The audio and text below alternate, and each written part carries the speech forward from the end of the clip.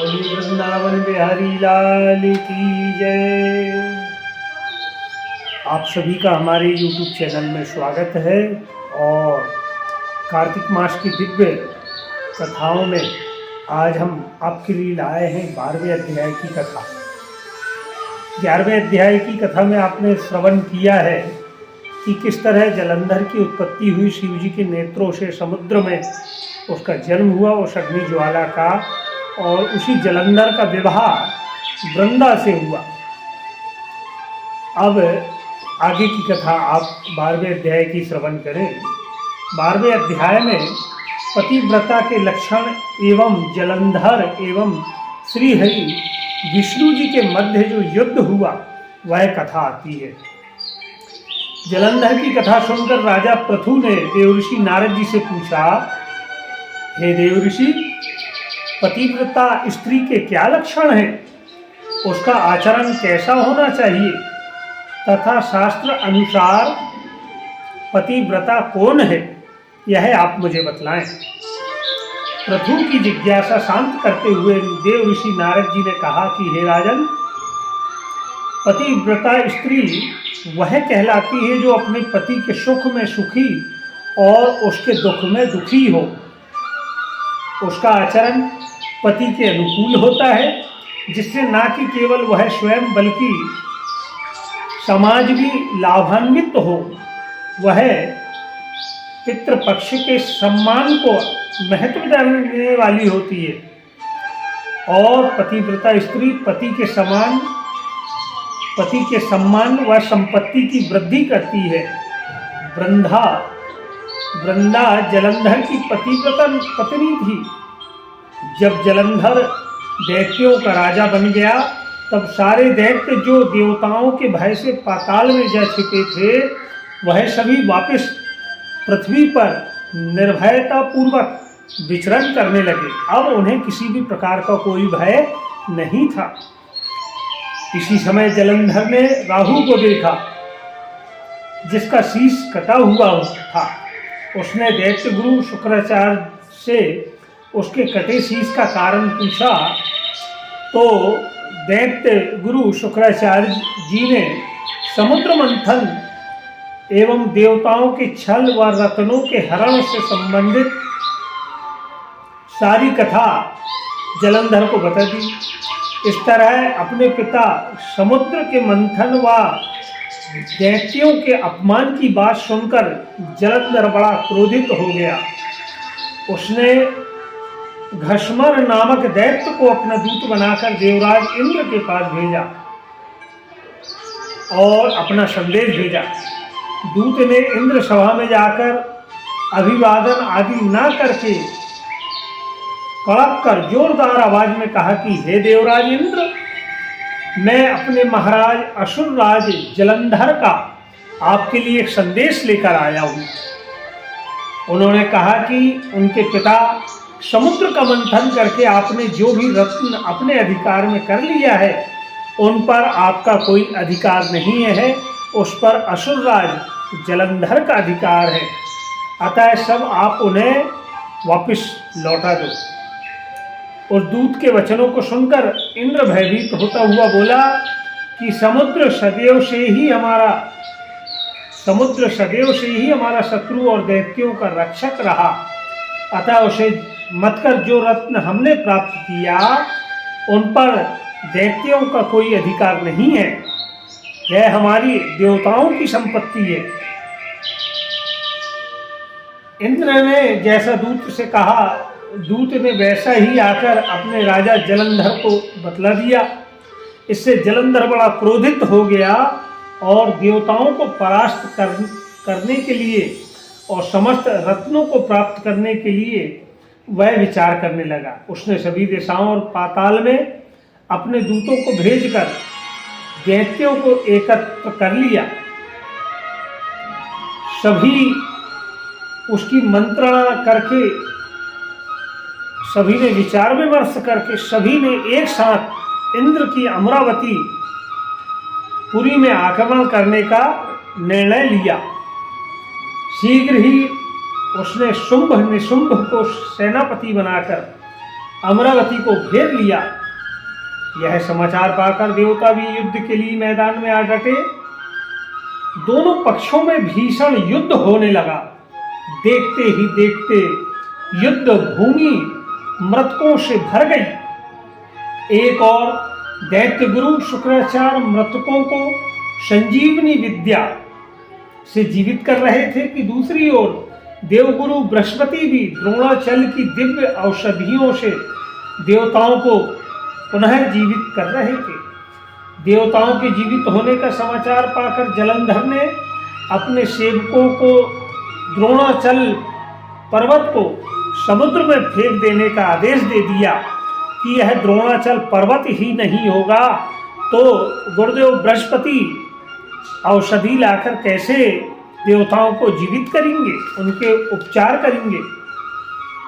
जब देवगुरु बृहस्पति जब औषधि लेने के लिए द्रोणाचल गए तो वहां पर उन्होंने द्रोणाचल पर्वत को ना देखा तो बड़े विचलित हो गए। उन्होंने देवताओं को सावधान करते हुए युद्ध स्थल से भाग जाने को कहा। उन्होंने यह भी कहा कि यह दैत्य भगवान शिव के अंश से उत्पन्न हुआ है जलंधर, अतः इसकी मृत्यु भी शिव जी के हाथों ही होगी। देवगुरु के ऐसे कहने से सभी देवता भयभीत हो गए और युद्ध क्षेत्र से भागकर सुमेरु पर्वत की गुफाओं में जाकर छिप गए। इधर जलंधर अपनी सेना सहित जब इंद्र की अमरावती में प्रविष्ट हो गया, वहां का शासन उसने शुंभ निशुंभ को सौंपकर स्वयं देवताओं का पीछा करते हुए सुमेरु पर्वत की ओर चल पड़ा। देवताओं ने जब उसे सुमेरु पर्वत की ओर आते हुए देखा तो भगवान विष्णु का स्मरण करने लगे, स्तुति करने लगे और कहने लगे कि हे भक्त हितकारी, हे दीन दयाल, हे करुणा निधि, संकट हरने वाले, शंख चक्र गदाधारी, पद्म धारण करने वाले, आपको बारंबार मेरा नमस्कार और आप यथाशीघ्र हमारी रक्षा करें। जलंधर दैत्य से हम सभी देवतागण बड़े परेशान हैं। हे कष्टहर्ता, हे नारायण, सूर्यचंद्र नेत्रों वाले, आपको हमारा बारंबार नमस्कार। हम आपकी शरण में हैं, आप हमारी रक्षा करें। बिना आपकी कृपा के कोई कार्य संभव नहीं है। देवताओं की स्तुति को सुनकर और उन्हें संकटग्रस्त देखकर भगवान विष्णु शीघ्रता से उठे और गरुड़ पर सवार होकर चलने लगे। तब माता लक्ष्मी ने पूछा, हे प्रभु, आप कहाँ जा रहे हैं? तब भगवान विष्णु ने कहा कि मैं तुम्हारे भ्राता जलंधर के भय से भयभीत देवताओं की उनकी सहायता करने के लिए जा रहा हूँ। यह सुनकर लक्ष्मी जी ने कहा, हे नाथ, मैं तो आपकी प्रिया हूँ, फिर क्या आप मेरे भाई को मारोगे? इस पर श्री हरि भगवान ने कहा कि भगवान शिव के अंश से व ब्रह्मा जी के वचनों अनुसार तुम्हारा भाई का वध मैं नहीं कर पाऊंगा, क्योंकि वह शिव के अंश से उत्पन्न हुआ है, उसका अंत शिव जी के द्वारा ही होगा। यह ब्रह्मदेव की वाणी है, लेकिन मुझे देवताओं की रक्षा करने के लिए जाना ही होगा, क्योंकि सभी देवगण मेरे आश्रित हैं। इतना कहकर भगवान विष्णु आयुधों से युक्त हो गरुड़ पर सवार होकर सुमेरु पर्वत की ओर चल पड़े। मार्ग में गरुड़ पंख वेग से अनेक दैत्य धाराशायी हो गए। यह देखकर जलंधर क्रोधित होकर भगवान विष्णु से युद्ध करने के लिए सामने आकर खड़ा हो गया। देखते ही देखते दोनों में महासंग्राम होने लगे। आकाश बाणों से ढक गया। तब श्री हरि भगवान विष्णु ने जलंधर के छत्र ध्वजा को काट डाला, घोड़ों को बाणों से मार गिराया। जलंधर ने भी गरुड़ पर गदा से प्रहार किया तो गरुड़ को मूर्छा आ गई। अब दोनों में मल्ल युद्ध आरंभ हो गया। श्री हरि भगवान विष्णु एवं असुर राज जलंधर में मल्ल युद्ध आरंभ जब हो गया, उस युद्ध के कारण सारा संसार भय से कांपने लगा। श्री हरि भगवान इस बात को जानते थे कि ब्रह्मा जी के वरदान स्वरूप जलंधर श्री शिव जी द्वारा ही मारा जाएगा, अतः इस युद्ध का कोई परिणाम नहीं निकलने वाला। इसीलिए उन्होंने चातुरता पूर्वक जलंधर से कहा कि तुम मेरे पत्नी लक्ष्मी, समुद्र की पुत्री लक्ष्मी के भाई हो और तुम्हारा भी समुद्र से जन्म हुआ है, अतः तुम्हारे और मेरे बीच में युद्ध होना ठीक नहीं है। इस पर जलंधर ने कहा, यदि ऐसा हो तो आप लक्ष्मी गणों सहित मेरे घर का आतिथ्य स्वीकार करें। श्री विष्णु ने तथास्तु कहा। लक्ष्मी के गणों सहित जलंधर के घर रहने के लिए चले गए। इस प्रकार जब जलंधर और भी अधिक वैभव युक्त होकर शक्तिशाली हो गया, क्योंकि स्वयं नारायण माता महालक्ष्मी जलंधर के घर उसका आतिथ्य स्वीकार करने पहुंच गए, उसने दूसरे लोकों के भी देवताओं को भगा दिया और वहां भी दैत्यों का साम्राज्य हो गया, उन्हें नियुक्त कर दिया। देव, यक्ष, किन्नर, गंधर्व को अपनी प्रजा बनाकर वह राज करने लगा। हे राजन, उस समय भगवान के दर्शन करने व जलंधर का राज शासन देखने में भी गया। यह बात कौन कह रहे हैं? नारद जी। उसने मेरा स्वागत किया और कहा कि हे नारद जी, मेरे योग्य कोई सेवा हो तो आप मुझसे कहें। तब मैंने कहा कि हे दैत्यराज, एक बार मैं कैलाश पर गया था, तब मैंने वहां पार्वती सहित शिव जी का वैभव देखा। आश्चर्यचकित रह गया और सोचने लगा कि इतना वैभव क्या किसी के पास और होगा, और ऐसा सोचकर मैंने तीनों लोकों में भ्रमण किया। अब यहाँ पहुंचा हूँ। वैसे तो शिव जैसा वैभव और तुम्हारे वैभव में कोई अंतर नहीं है, लेकिन तुम्हारे वैभव में स्त्री रहित है। शिव के पास जो स्त्री रत्न के रूप में उनकी धर्म पत्नी पार्वती है, पार्वती की तुलना में तुम्हारे पास कोई भी ऐसी स्त्री नहीं है। इस तरह देखा जाए तो तीनों लोकों में शिव के समान अन्य कोई भी वैभवशाली नहीं कहलाएगा।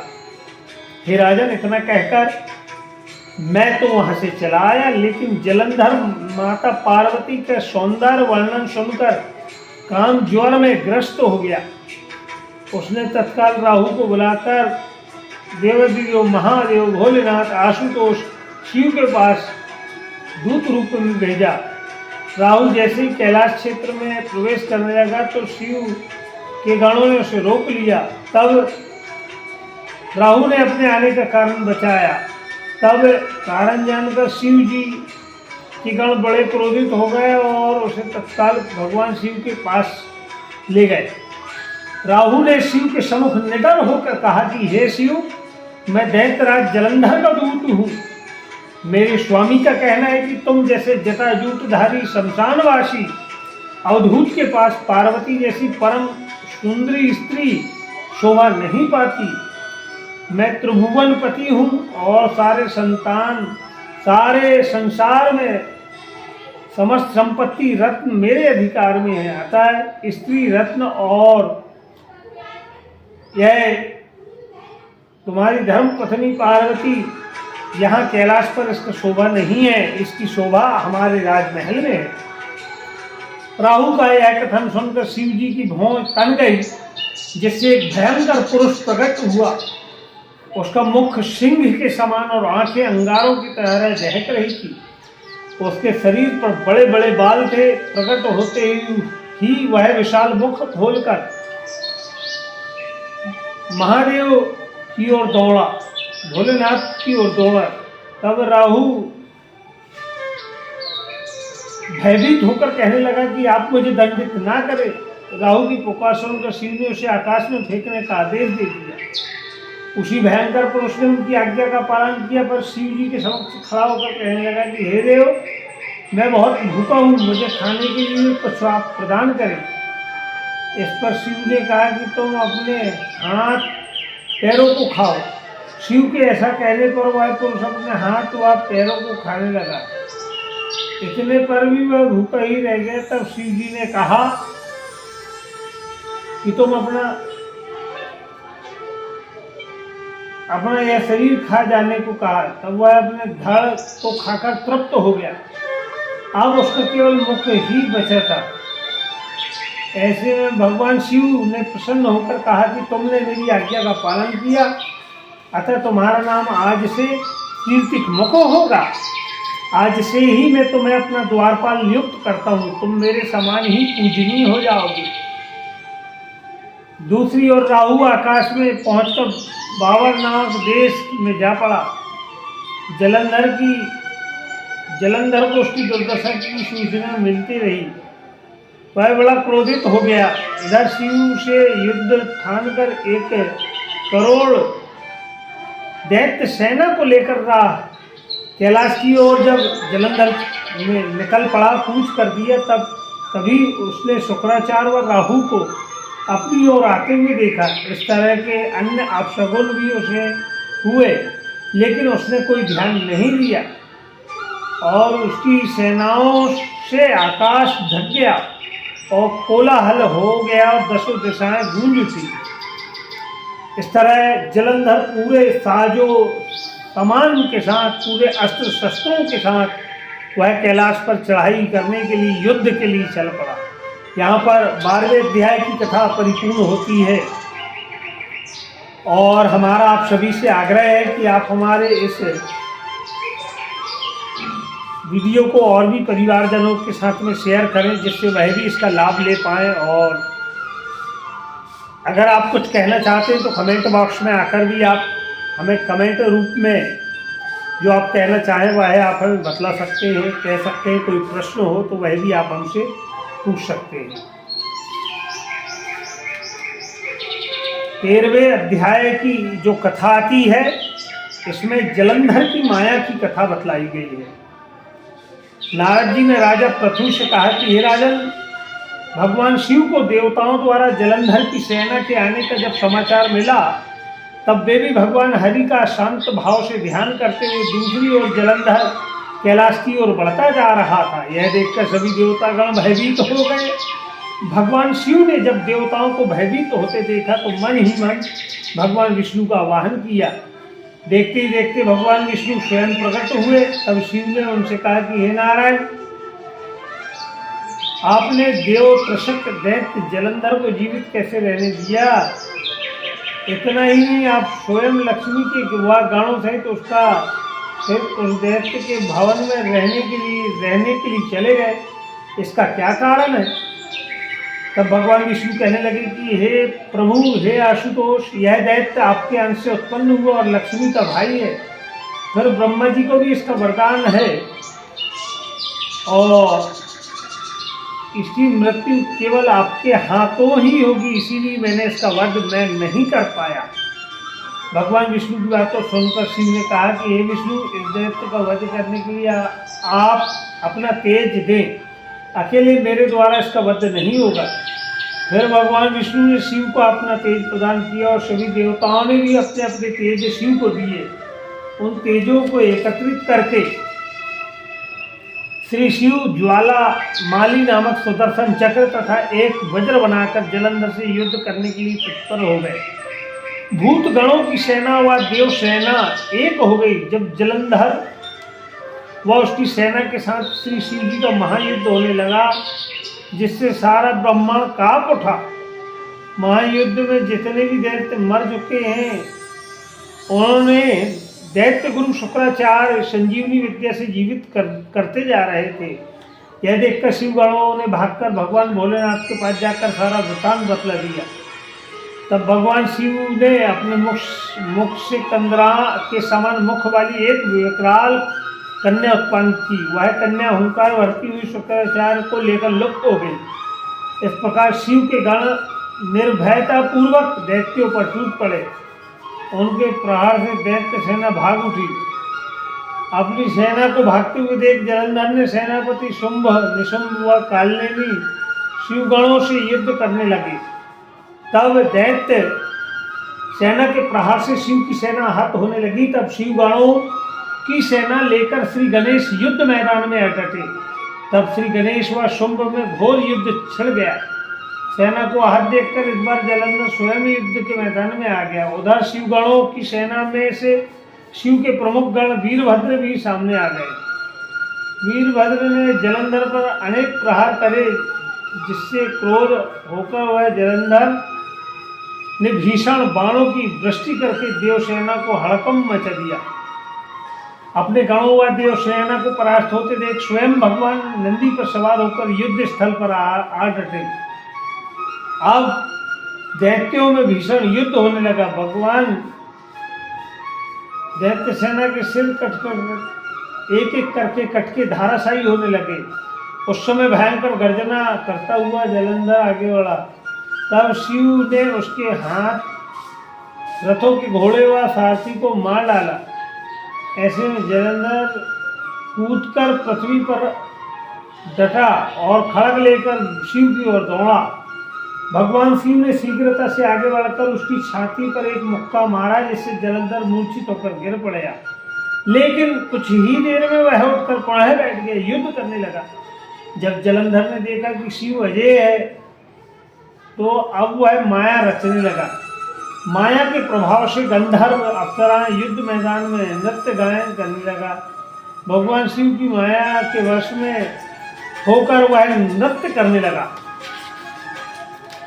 यहाँ पर 12वें अध्याय की कथा परिपूर्ण होती है। आज मैं आप सभी ने बड़े मन भाव से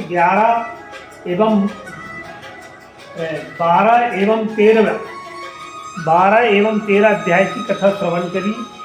इसके बाद आपको 14 एवं 15वां अध्याय की कथा, जिसमें 14वें अध्याय में जलंधर वध की कथा एवं 15वें अध्याय में विष्णु पूजन में तुलसी एवं आंवले की महिमा का क्या वर्णन है, वह आपको बताया जाएगा। बोलिए वृंदावन बिहारी लाल की जय।